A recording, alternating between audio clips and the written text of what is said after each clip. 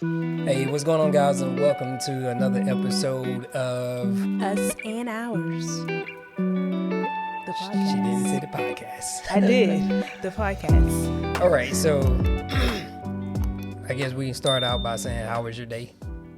It's good. It's Valentine Day. Valentine Day. Yeah. Cool. Since she asked me how my day was, it was pretty good. We didn't do. Today was actually more focused on business. Actually, had a few business calls, and I think you was getting some of your stuff done today. But we decided to make an episode. Yes. I wanted to tell you guys a little bit about us since it's the Love Day.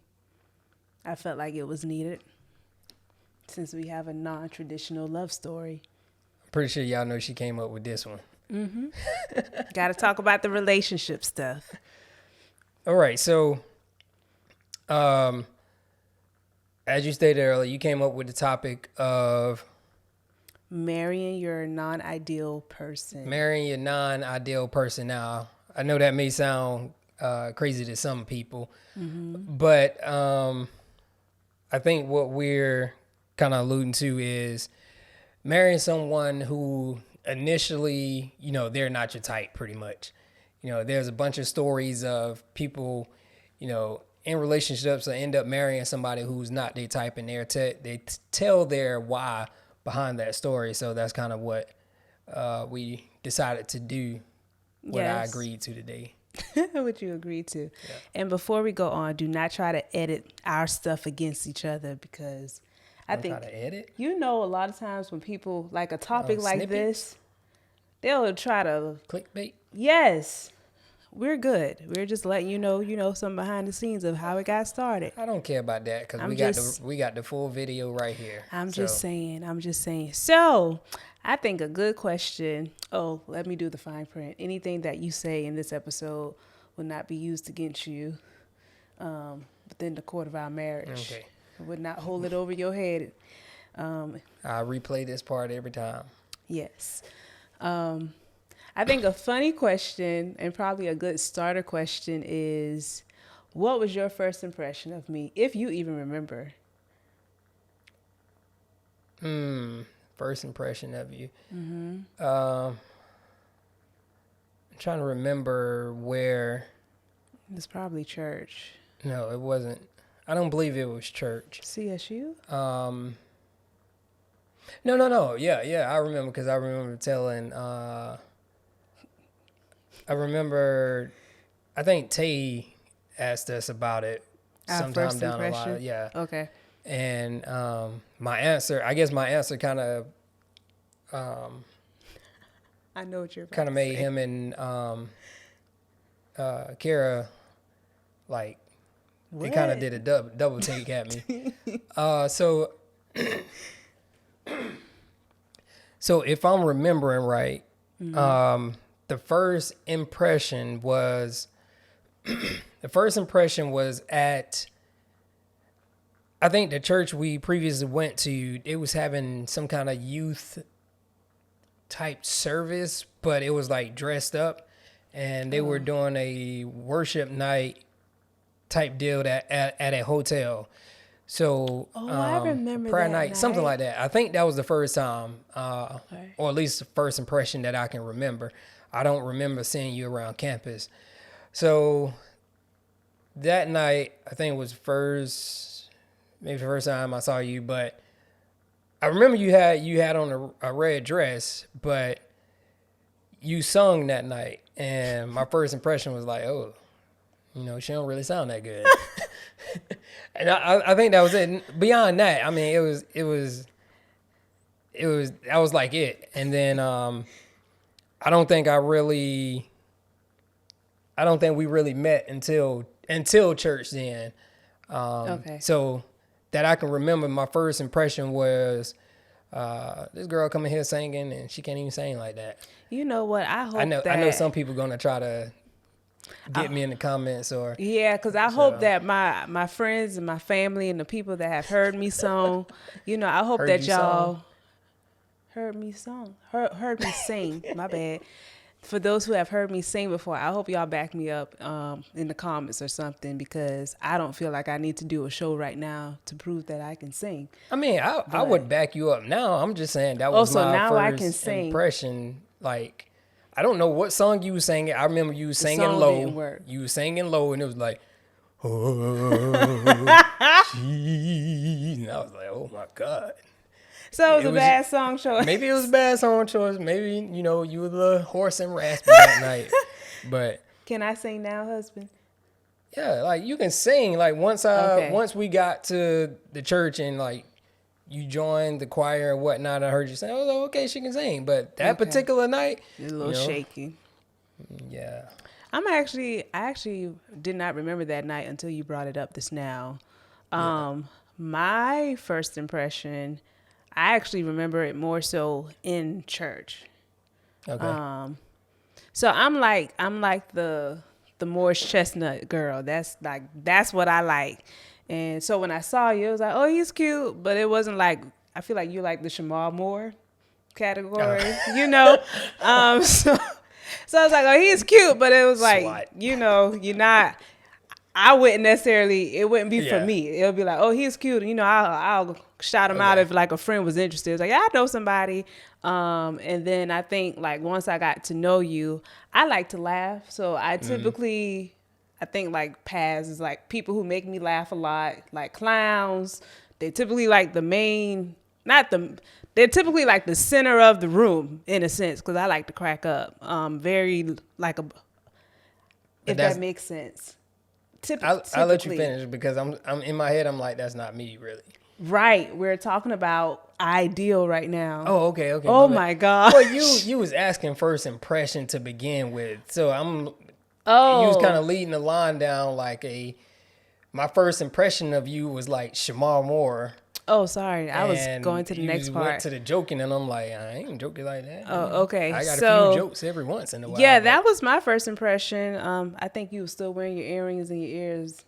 Yeah. At the time, so you still felt like you were cool and stuff. But you know, you knew your word, so that was like, oh, okay. You know, I wasn't used to seeing a male like speak so openly about God. In the first really impression? Wasn't. Yeah, because I think you probably did, whether it was word fellowship or you were operating in the play at church. I know it was at church. So in whatever way you were operating, you were speaking. Okay. And I just felt like you were a pretty bold individual in that way. And that's my first impression. Back to like marrying your non-ideal person. I know that I'm like very artsy, optimistic, creative. I've calmed down a lot, but it's very like go off. You tell me something, it's like, oh, let's go. I may not pinpoint everything. At least I didn't before. I'm more of a planner now, but very like in the moment. And then you were like the exact opposite. Very patient. I guess if we transition of how do you end up marrying the person that, you know, ideally is not, well, typically is not the person that you find interest in or the type of person that you find interest in or that typically you're not, in a sense, attracted to, I guess. So I guess from I would say one of the first things that has to happen is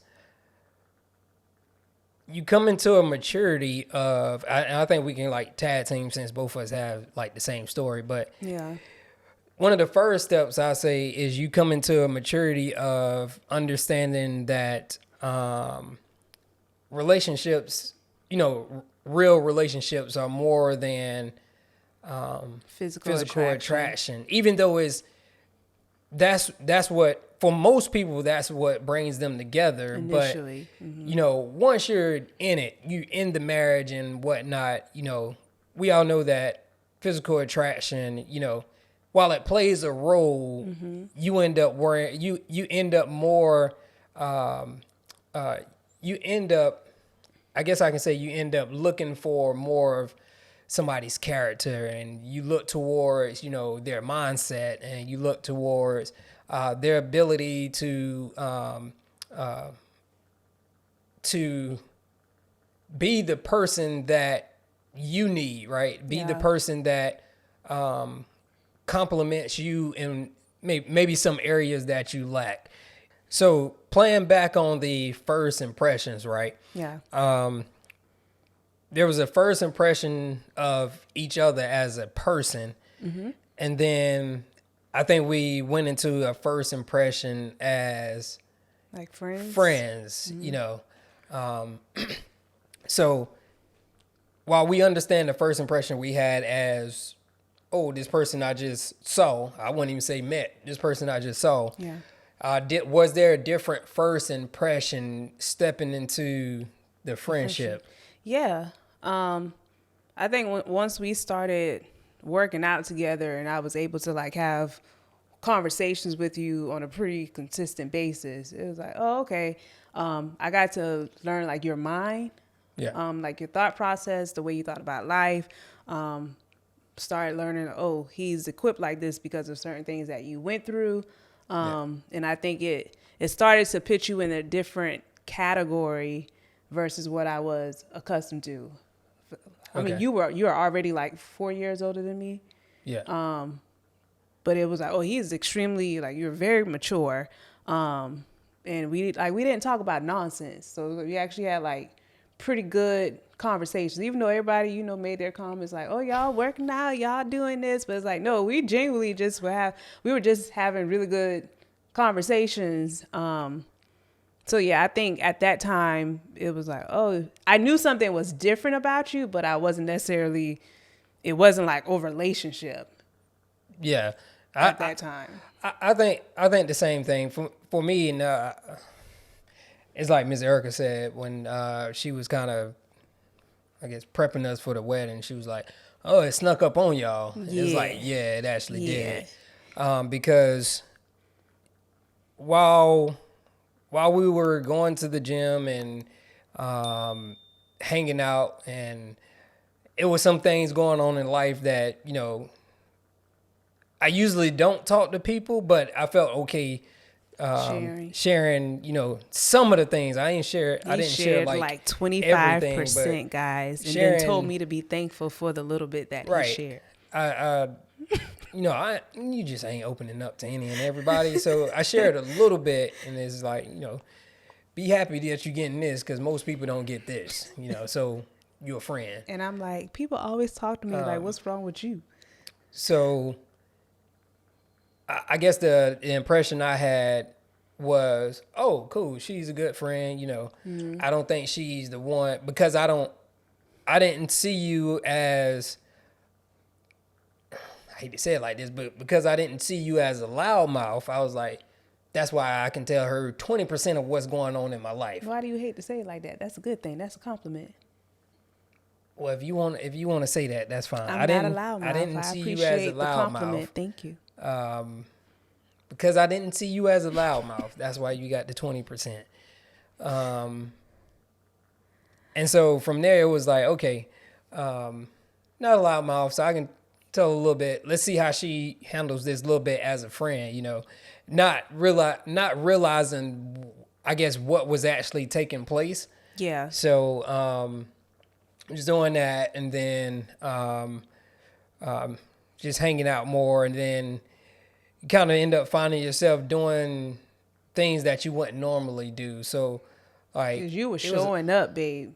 It was like you going were showing up for everything. Well, I'm saying I'm still at the part where we was working out in the gym. When we were friends, you were showing up for everything. Let me talk about the part when we was in the gym. That's what I mean. I'm getting there. Go ahead, babe. I'm getting there. All right. Me tell my side of the story. Let him tell his side of the story, guys. What I meant by that was, like, I'm, you know, somewhat, mostly trying to get out of it, a homebody. Oh, okay.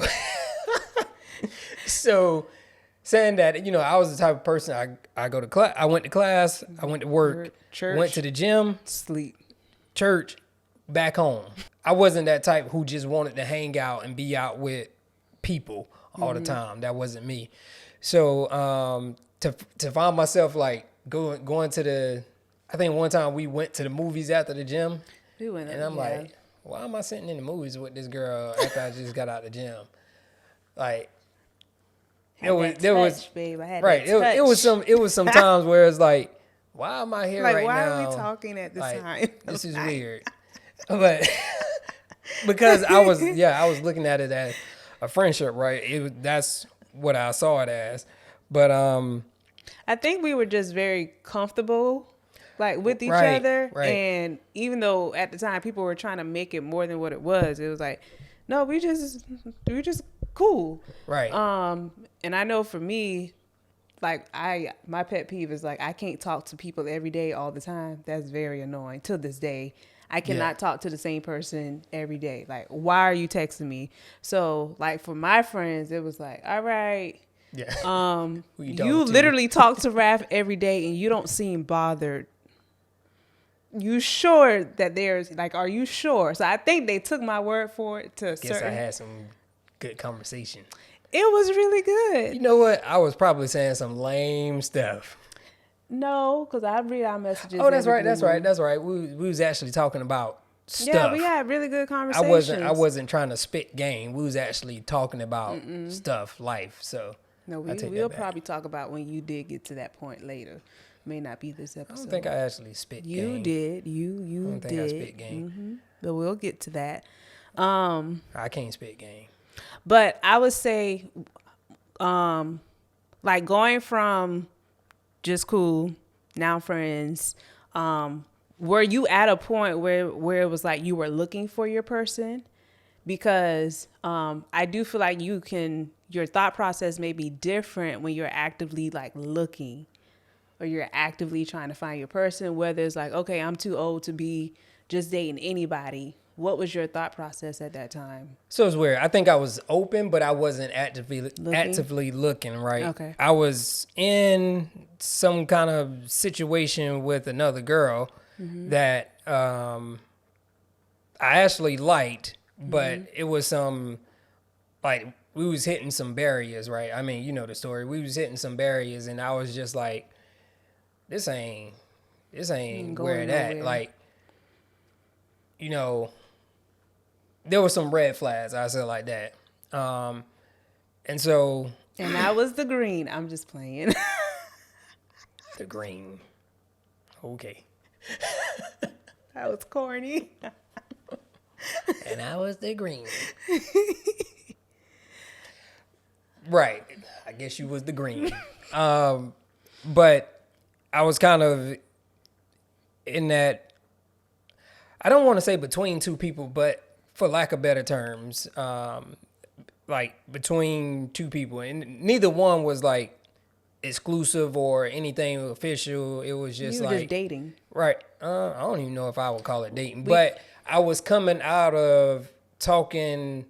I was coming out of trying to talk to someone seriously, and I was just like, man, I'm cooling. I'm not shutting anybody off, but I'm not, actively on these dating sites and trying to run females. Now, I wasn't doing that. It was just like, I'm just living life. I'm not shutting anything down. So that's when when we was in our friendship. So to get to the part that you was actually talking about, yeah, I ended up, because we were cool and we was comfortable with each other, and I also blamed that at that point, the job I had, I had freedom that most people didn't have. Most people don't have the kind of freedom that I had at my job. So when things would happen with you in my car, y'all, I had an old, she had a raggedy sorry, car. Daddy. I appreciate the car. It was a great. I didn't have no payments, Pops, the but car was raggedy. Listen. It's cool though, because I had a raggedy car Listen, too. I broke down. I don't know how many times, and you So- always showed up. So yeah. Like her car was breaking down. I'm just trying to be a good brother in the church. Okay. But her car would break down, and I'm like, man, I ain't doing nothing at work. Tell my manager, hey man, I'm gonna take an extended lunch. I go help out, I think that happened like 3 times. Probably not even like 3 times. Sad. Like literally taking off work. And this, we ain't even talking about the whole pass out phase. We just talking about raggedy car Dang, phase. just tell all my business. You know, I've had a lot of 911 moments, but the Lord is kind. We're still here. If I was at any other job, I probably would have got Would have fired. probably been fired on my behalf. But I think from there, it was just like it was a comfort. Although I said like this, although it was like an uncertainty there, Yeah. it was a comfort there. And most of the steps leading forward wasn't steps out of certainty, but it was steps out of, I don't want to say comfort. It was steps out of the potential of what could be. And I told you, it's like, you know, I had to process myself. Okay, what type of wife do I want, right? Do I want a wife who, you know, who seemingly, you know, has the ability to take care of family, take care of house. Well, I say take care of family, like nurture kids, take care of, you know, the house.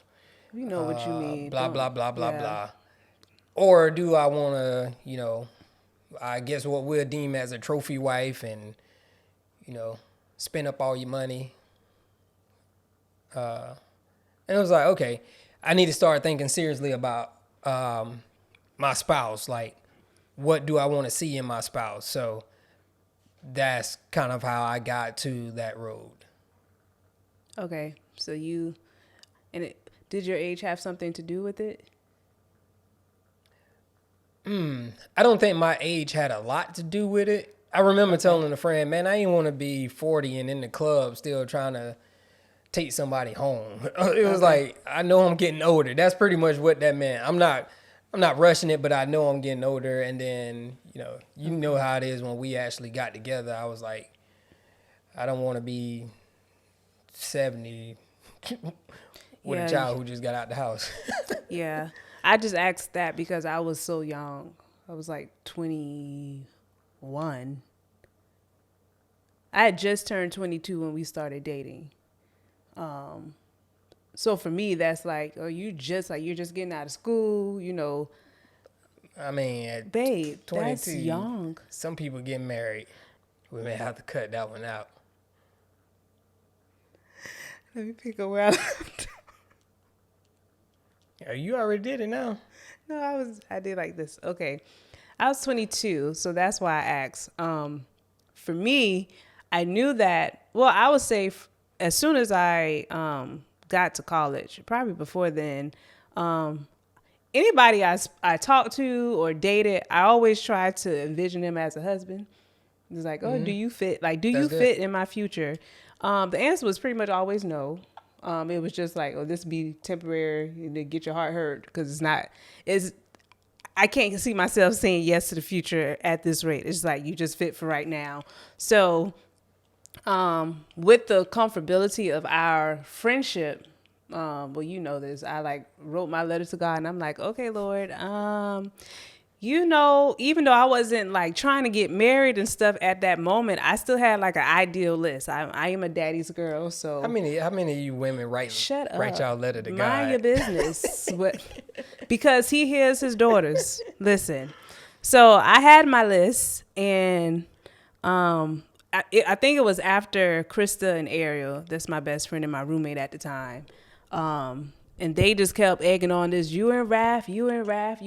And while it was funny, I was like, all right, now what's weird is that he actually crosses off a lot of the things on the list that I know fits. So, I spoke to the Lord about it, and I'm like, it's not that I like him, but why does he fit so well? That was a question I had at that time. And I don't know if I told you this, but I even questioned, if this is it, would I want to settle right now, or do I want to give it some time to get to know some other people? Because for me, I just felt so young. So it's just the first nice guy that comes your way, that doesn't mean that has to be the person. Don't get so locked into that one. So I just had a lot of questions. But I think because you took the actual initial step and like, shedding some light on like the weirdness or the growth of our friendship, it was like are you going to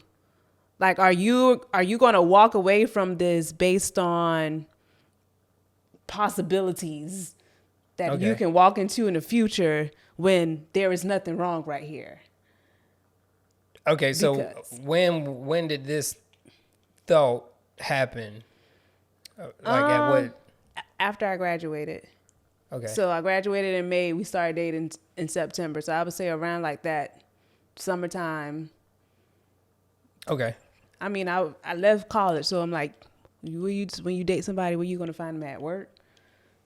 I wasn't really out partying and stuff like that anymore. Partying, right? I wasn't gonna see nobody. I wasn't in that phase like, anymore. So it's like your options are short. I got the people the dudes at the church or the work. Dudes at work. Well, you was working at Dillard's then, so you was working at Dillard's then. Yeah, we ain't gonna talk about the men at Dillard's at that time. But you was one of the church. Well, you were college/church, but we didn't really know each other. We didn't really know each other like that at school. But you was a good catch. So I think once I went to God about it, of course. And he didn't give me, it wasn't a deep answer. It was like, go ahead. Like it's okay to try it. And I'm like, okay, all right. And we tried it. We never untied it. Lyrics. Now we have tried it and never untied a beautiful extension that is staring me in the face right now. So yeah, so I think especially in like today's time, I laugh at like the social media posts and I get sick of specifically like the women, like he gotta have all this, he gotta do all this, it's like, girl, what are you doing? Because I know even though we proceeded in a relationship, I had a lot of like, when I say for me, baggage was like hurt. There was a lot of things I was dealing with, and I told you on our first date, hey, if we're gonna start this, I'm gonna let you know what I'm coming with. But I think that actually has strengthened any possible insecurities that we have in our relationship, because it wasn't like this hallmark moment. It wasn't like this. Good. You didn't just look at me and was like, oh, she's fine. So even to this day, knowing that, hey, if there was a lineup, you probably wouldn't be the first person that he picked. But me knowing that is so much more that has. You mean a lineup today? Babe, not today. Just let me finish the statement, please. Thank you. If there was a lineup of women based on what your ideal person was, I would not have been the first pick. But because of how much we have evolved and grown together, even if physically somebody else looks better, that does not result in an insecurity of mine, because I know that is so much more than like the physical thing that holds us together to this day. And let's not get it twisted. Now, my husband is fine. You the finest man to me today. We're just talking about, gradually getting here. Here's the thing. Now it's time for you to tell me. Here's the thing. I gave you a compliment. You need to let the people know how you feel, just so they don't get it twisted.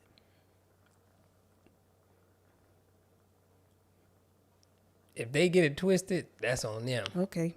All right. Well, let me say this, because I was going to say something about being married should let you know, but not these days. Because people get married and it's like I don't know. It seems like I don't know you what walked y'all out the doing. house with a bonnet. We done. I mean, divorces even are though just, she don't walk out the house with a bonnet. I'm just saying, left and right. People be in and out quick. But yeah, so what actually happened was I found not only the outside and physical beauty of you, but I also found the inner beauty and the beauty of what we could potentially do together, right? So I think all those pieces I think all those pieces together made the journey what it was. And I think for some people,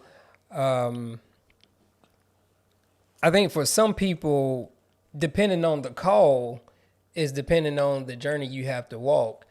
And so there's some things that you have. There are some paths that you have walked with me, right? Mm-hmm. As the husband, I have led us.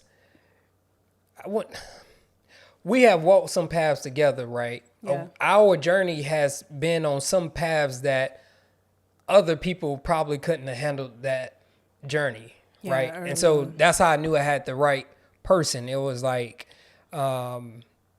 everybody couldn't walk that path with me. Mm-hmm. So I think that's the important thing about marriage, and even, seriously dating the right person, kind of understanding who can walk that journey with you, and because not everybody can walk it, right? And really testing, like, in those, I don't want to call it dark seasons, but it's like when situations come up, it's like, what is that person's stance? Yeah. How do they respond? Yeah, and I just think when you're not your best self, because that's really. Yeah, I think for us it was about calling. Mm-hmm. To be extremely honest, it was about calling, because like you said, God said, okay, God kind of gave you the green light to move forward with me to see what was actually there, and for me.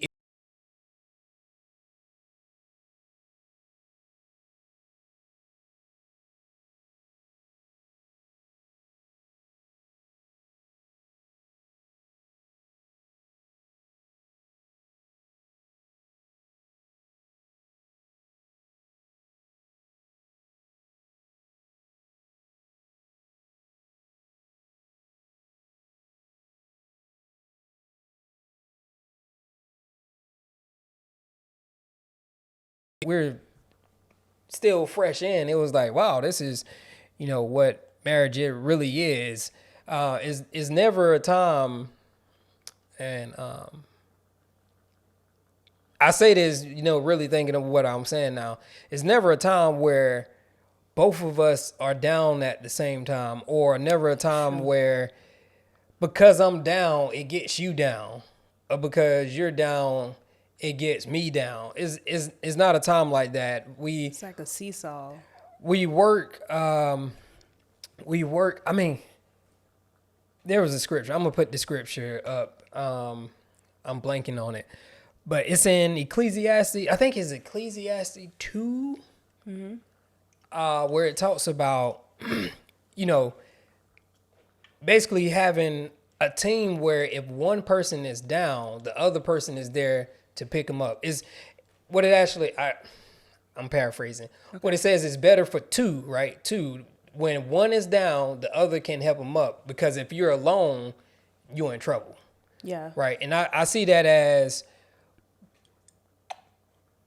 we balance each other so well that when one person is down, the other person is able to help bring them up. And our individual joy is not dependent on the other person. Oh, you did. Sorry, I didn't mean to cut you off, but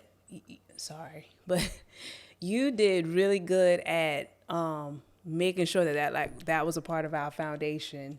Like he told me a lot. It was like, I don't want to be, what's like some of the words people say now, like, you complete me, or it was like, even as we were evolving, you made it known, like, hey, I'm not going to say certain stuff to you just because it sounds good, because is it accurate? Does it make sense? And at that time, that sucked, because I'm like, no, give me all the romantic words. I want the affection. I want you to want you to be my knight in shining.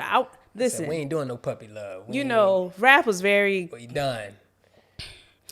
This is why I know he loves me, guys, because there was not this little fake comments and poems. I didn't get that. It was like, we're not doing that. If I love you, look at my actions. Just, I don't need to give you these words. But you did a really good job of making sure that our dependency did not rely on each other. So like we would even say, I know even when my dad asked you, when y'all had like the first conversation, and I remember hearing you saying, I'm not going to guarantee you that I won't hurt your daughter because I don't know what can happen.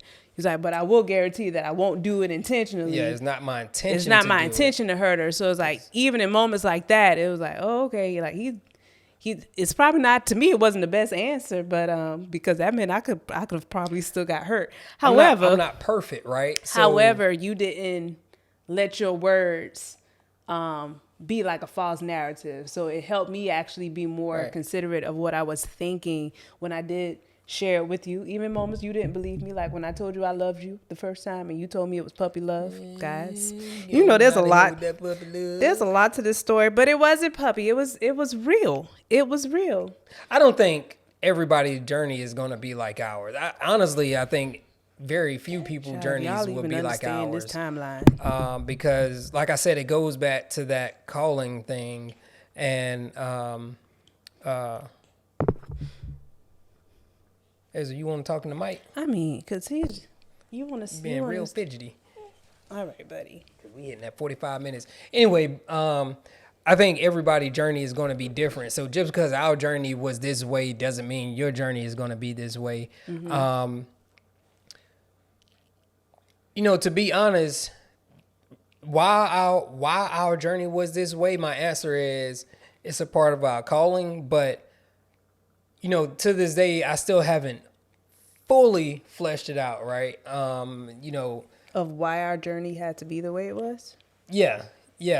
We get two people who are complete opposites. Not this opposites attract, not that. I'm talking about complete opposites to the point I was like, how is this going to work? Like, we are so opposite. I was very frustrated with you in that season. Because I didn't asking that all the time. I didn't see it working. So that's what I mean by the journey. Some of you guys, you're going to have it easy. It's like, oh, we fell in love at first sight. That's not our story. Whatever. Joe. That's not our story. But we grew in it. We are here today. And I think that's important, what you just said. We grew in it. Like,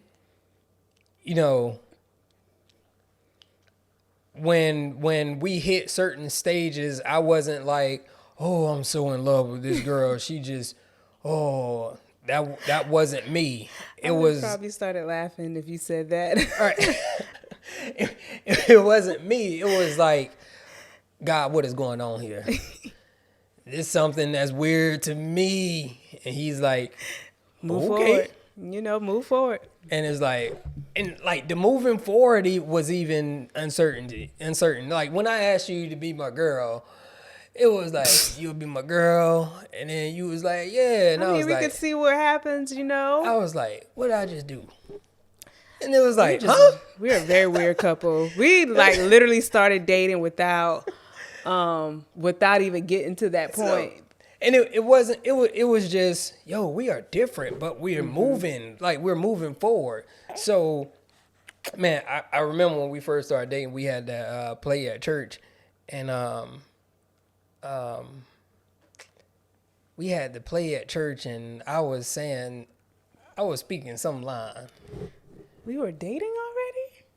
Yeah. Okay, I don't remember this one. What was the line, babe? That's what I'm trying to remember. It was, the church people realized, well, I ain't gonna say everybody, but the church people realized we were dating. And I was saying something about her beauty of something and something. You were looking at me. And Kenneth talking about, okay. And I'm like, bro, I'm reading a skit for the play. Okay. You better profess your love for me. That's right, baby. Yeah. It's while for our journey, while it was more than a physical attraction, let's not be stupid here now. There was a physical attraction. Like we came together. Yeah. My beautiful wife, right? Her man, I guess Very she'll much say so, handsome. because I will let y'all know. We don't want to throw y'all off like, oh, it wasn't no physical attraction. It was nah. There was a physical attraction. It was just Not how initially. different we were, Yeah. and we weren't initially each other type. Like we grew into each other.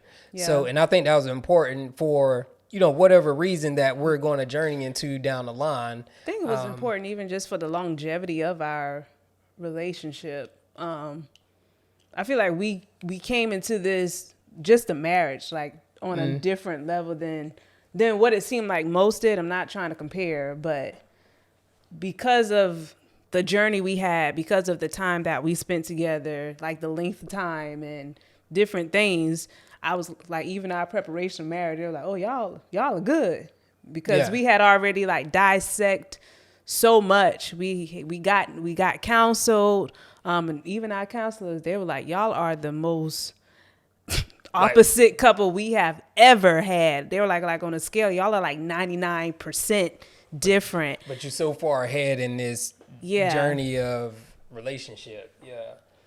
So anyway, guys, we won't be before you long because we already been here. we've been talking for a minute. Type of way. So, what would be your advice to anybody in the dating phase, especially the dating phase where it's like, some lady out there may be saying, I can't find a man that's my type, check all my boxes, do all this. What would you say to that lady? Don't be so quick to let me look at the camera. Don't be so quick to cancel everybody out. That's the first thing. Especially if you get this urge that something is different. Don't be so quick to cancel it out. First, go to God, because I had to do that. Definitely go to God and ask him, if this is a good thing you need to try. But I feel like today, y'all, and a lot of stuff can change over time, because women are like, well, I don't like his style. Crossed off. It's style. Like, y'all can go to the store. You know how I feel about your style, babe. We still growing. No, but it's like, that's something that you can evolve in. So it's like, I feel like as long as the most important boxes are there, like, give it time. And then also remember that people have to grow. Because you don't know what state you're going to be in when your husband comes along. I wasn't the woman I am now, and the woman I was, the girl I was when we started dating. It took a lot of patience. It took a lot of patience, because I thought you acted very entitled. I mean, there's a lot of work to get here. But somehow you still got here. But yeah, also go to God. I wasn't a big person, even though my friends made jokes and stuff. I didn't get a lot of people involved in the, I was about to call it the revolution of Raph and Eb. The evolution. But I didn't get a lot of people involved in the development of our friendship going into relationship. Even when I spoke to my friends, it was like, this is where I'm at. It wasn't like what do you think I should do? I'm not going to marry y'all, so why would I ask? But it was, I did vent, but at the end of the day, those decisions were based on how God was leading me in my heart. So yeah, that would be my advice. Okay. And look, how would you said ask God, right? Is there any other preparations they should make? Don't I don't know if this is preparation. And this is only, this is just a little this snippet. is kind of what she's used on her journey, right? Everybody's journey is going to be different. So now what I'm about to say, this needs to be used across the board. Okay. Do not complicate things. If you sense that there is something going on, like we decided at a certain point that we were going to stop talking, or we were going to stop entertaining anybody else. Make it exclusive, yeah. Yeah, and that was before we became boyfriend and girlfriend. So it's like, okay, we understand that something is happening. We are not going to be childish about this. I'm not going to talk to you on Monday, Tuesday, go on a date with you Thursday, go on another date Friday, and then be like, oh, I wonder why I'm so confused, and I wonder why I just can't find nobody. Don't complicate it. Clear the path. If you really want to get to know somebody, allow your focus to be on them. If you're afraid that you're going to get hurt, well, that's just something you got to, what's the word? It's like a 50-50. It's either going to happen or it's not going to happen. But give it give it the attention that it deserves. Especially if you're at a point in your life where it's like, okay, I'm ready to get married. I'm ready to settle down. Over here in the United States, we ain't married to 5 different people. So, they trying to get there. I mean, I think that's solid. Would you add anything else to that? I think Speak to the men. I think what you have to do is truly assess where you are on a scale of maturity, and come on, man. Bye, Ezra. You gonna get this talk one day.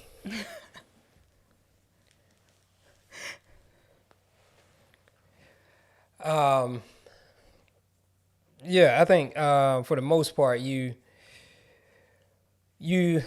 assess where you at on a maturity scale, right? Be honest about it. Yeah. It ain't your time to talk. Be honest about where you are on your scale of maturity, and then begin to put the plan in place to get to the level that you need to be at. In order to get something different, you have to do something different, right? So for a lot of guys, maybe that's, if you still out there clubbing, maybe you need to pull back on that, right? If you still going into spaces that tend to, draw you to multiple females, get out of there. That place ain't helping you out, right?